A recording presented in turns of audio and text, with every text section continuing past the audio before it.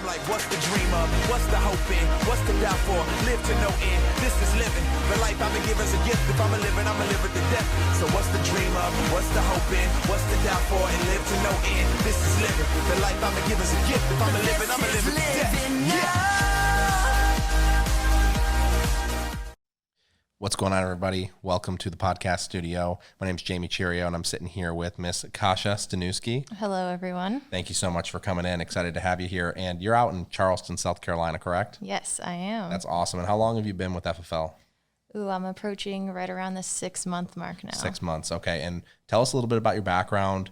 What were you doing before FFL? What other kinds of businesses have been in your background? And just, how'd you hear about it? Absolutely. So let's see. I started on the entrepreneurial journey at 18 years old. I was introduced to network marketing. That's kind of how you and I actually met way back then. Absolutely. And, I'm 27 now, so it's been a while, and that was just an up and down journey, but it changed my paradigm. It changed the way I thought about things. It changed my outlook on life and what I was looking for. And I didn't find the success that I wanted there, but I was constantly looking for something where I could. I was looking for the time freedom. I was looking for financial freedom. I didn't want to be stuck working a 9 to 5. I didn't want to have to worry about student loans. And I think I really just seeked freedom. Mm-hmm. And so I didn't know how to achieve that. I was staying in school. I was studying international business, but my heart wasn't in it, so it was a struggle. So I started nannying and doing other things and just trying to figure it out. So it was an up and down journey.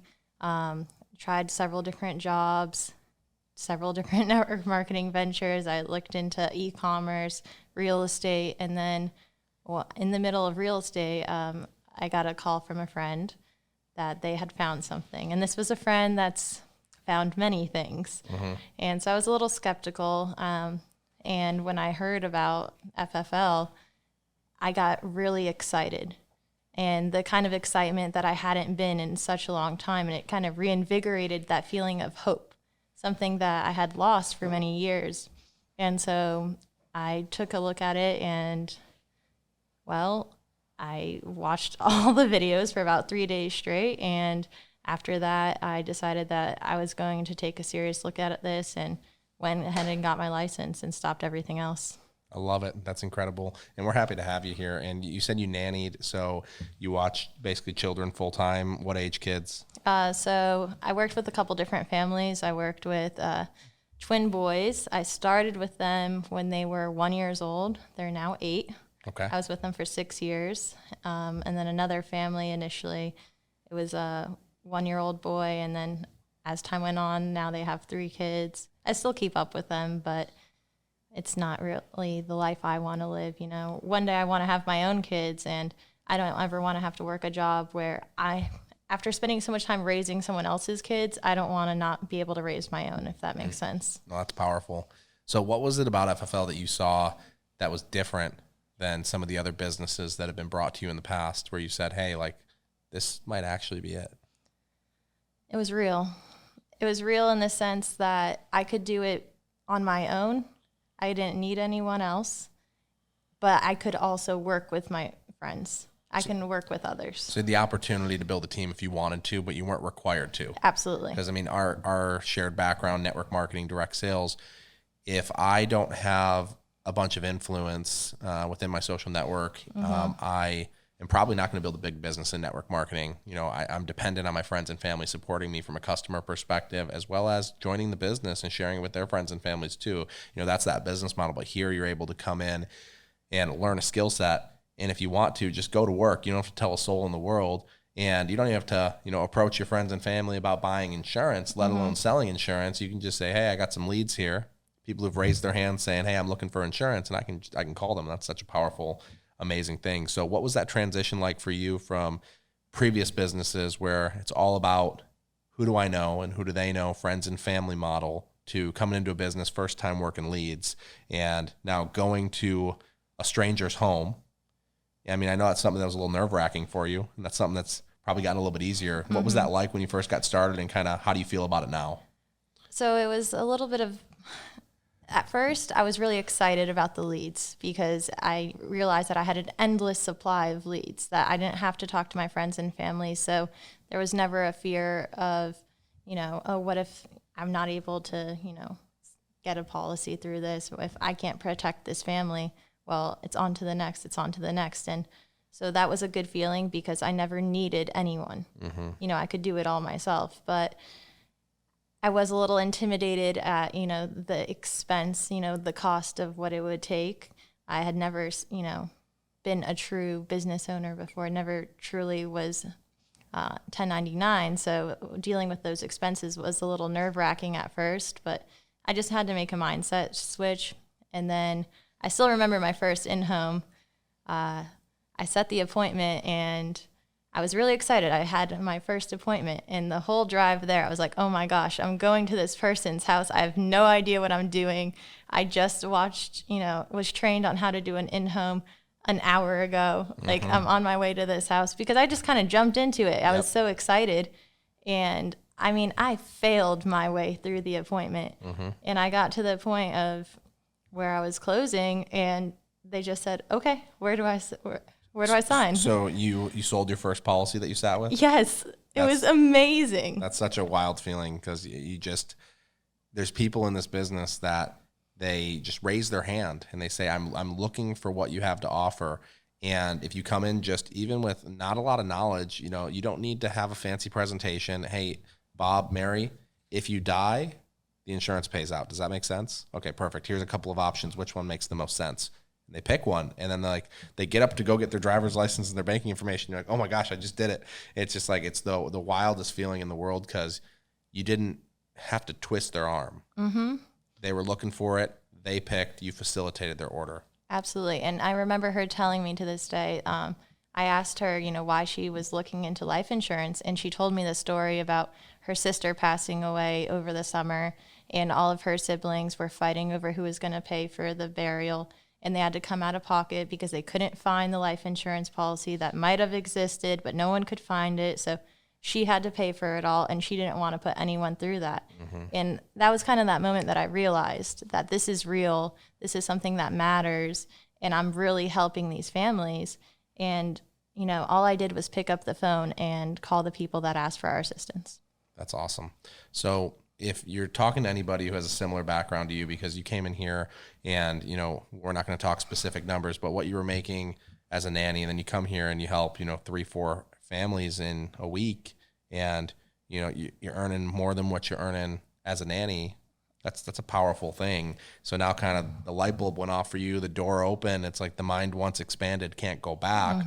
So now for you, you're like, hey, how can I help 6, 7, 8, 9, 10 families in a week? How can I do that every week? And learning that skill is it's such a powerful thing because you get to choose when you want to make money. Absolutely. You get to choose when I want to take activity, and I get to choose how consistent I want to be, and that's going to determine how consistent my results are. So it's just such a powerful thing. So for you, if there was someone else who comes from your similar background, what would your advice be for them if they were taking a look at this for the first time? They're maybe afraid to take the leap. They're not sure if this is the right fit for them. They're not sure if they can do it. They're thinking a lot of the same thoughts that you had. What would your advice be for them?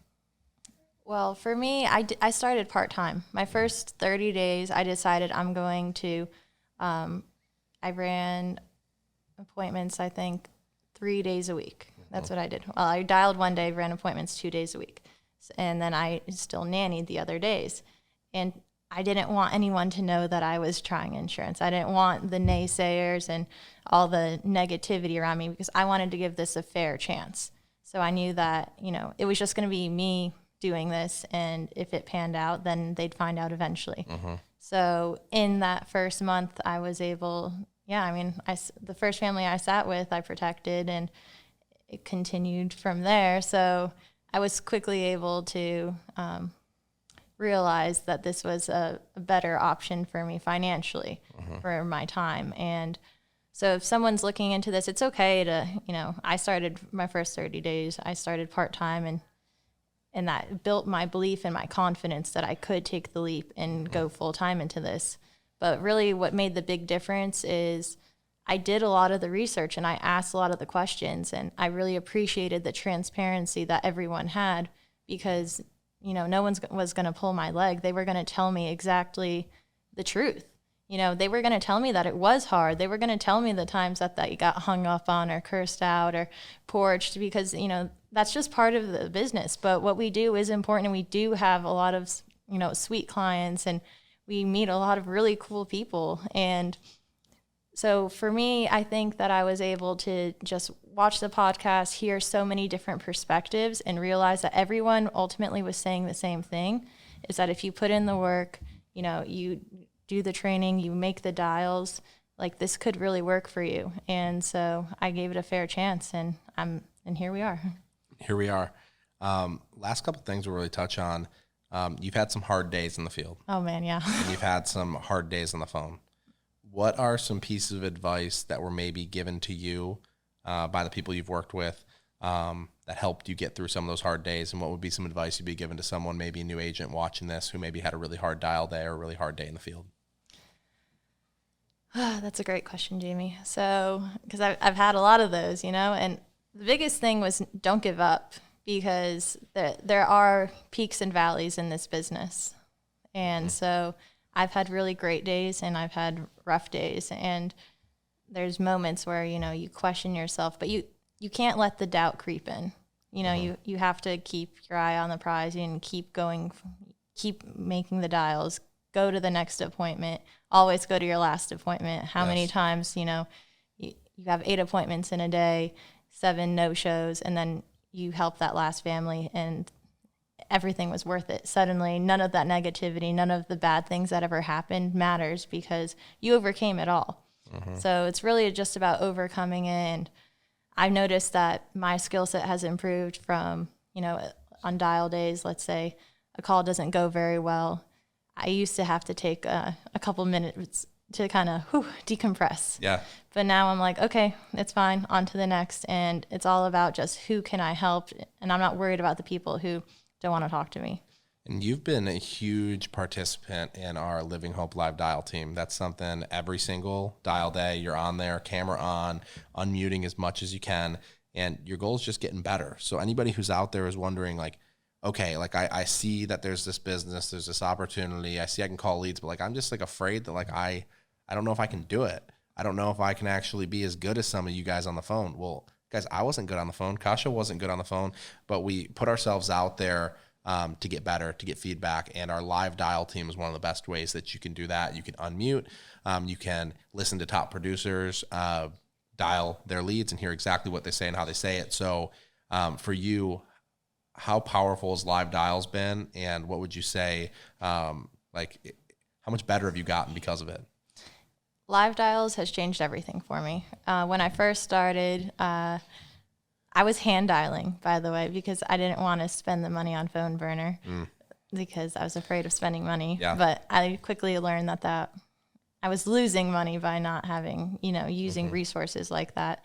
And I was, you told me you need to be on live dials. And I was like, okay. And I didn't want to do it. Yeah. I was afraid of people seeing how bad I was. And I was embarrassed, and I didn't want to be in my head when this was already hard enough. But then I decided that I needed the discipline. Yeah. It was really hard working from home, at my kitchen table and my dog and, people walking around distracting me. So I decided, I'm like, all right, I'm going to really treat this like a job, like that's what I know. So I designated an area, and I'm like, I'm going to be on live dials and people are going to see me, and this is going to give me that office feel. And when I do, when I make mistakes, I'm going to be corrected because I need that. Yeah. Because otherwise I'm going to keep doing the wrong thing over and over and over again, and I'm never going to get better. And it's changed everything. I mean, guys, in any sales world, you can keep on banging your head against the wall over and over and over again, trying to figure it out. Or you can get feedback from somebody who's doing it, that's done it before you, that's kind of figured it out. And she said it, shorten the learning curve. Absolutely. How long do you want to be in a commission-based sales role where you're not figuring it out? You got about 30, 60 days before you're out of a business if you don't start to figure it out. If we're not helping families, if we're not making sales, if we're not booking appointments, we're out of business. Yeah. You know, so at the end of the day, especially we talked about you being afraid to put money into the business. I'd love to kind of touch on that before we get off of here. What's the mindset shift been for you from how do I spend as little as possible and pull out as much, you know, return on investment as I can to, hey, if I just double up, triple up my leads, I can get in even more activity and just double, triple up the results. You know, what's that mindset shift been for you? At first, you know, I've always been a penny pincher. Like I buy everything on sale. Like I'm always, it's been hard for me to spend money, especially now that sometimes I, you know, spend as much as I would make before, you know, the investment was real and it was hard for me. But the mindset was I had to believe in myself that it would be worth it. And I was taking a chance on myself that I could make the money back, you know, over and over again. Yeah. And so suddenly I had to have faith in the process and believe, you know, people like you, people like Josh, you know, all these top producers, and really just let them lead the way. And I was just going to do whatever they told me to do. And they said, spend more in leads. And I said, close my eyes and just click add to cart and buy. And then I dialed, and then it all works. It works. Yes, and then you started helping families. And, Absolutely. you know, you work your leads, you go door knock, call, you have long dial days, you have long field days, you're doing everything that you're supposed to do to go resolve those leads. And, you know, you obviously are continuing to ask for feedback to get better as well. So we're excited for you. What kind of goals do you have here for the end of the year? What would you like to do here from a personal help families? And, you know, are you planning on building a team? What does that look like? Absolutely. So my goal is Hall of Fame for the year. Okay. And Hall of Fame is 400 families helped in a calendar year. Absolutely. So, so 400 families helped for the year. And yes, I would like to build an agency. You know, at first when I started, I didn't want anyone to know. I was scared. And now I realize that I think about like the way this whole thing has evolved. You know, what if you hadn't told anyone? Yeah. Then I would have never found out about this. Then I'd still be nannying. I'd still be struggling. I'd still wouldn't know, you know, what to do next. And I want to be that light for someone else. I want to provide hope like this has provided for me. So I'm 100% building an agency and happy to work with those who are willing. That's powerful. And if anybody wants to work with you, how can they get a hold of you? You can call me, text me. What's your phone number? 843-530-4373. And you can look me up on Facebook. Yeah, you've got a fun name to spell. It's a fun name to spell and pronounce. So we'll make sure that it's listed in the title and the comments. So and Instagram as well. Instagram and Facebook. Kasia Staniewski, or Katharina as she goes by on the phones. Yes. So thank you so much, Kasia, for coming in. Thank you, It was good to have you. Hey, everybody. We'll see you next time.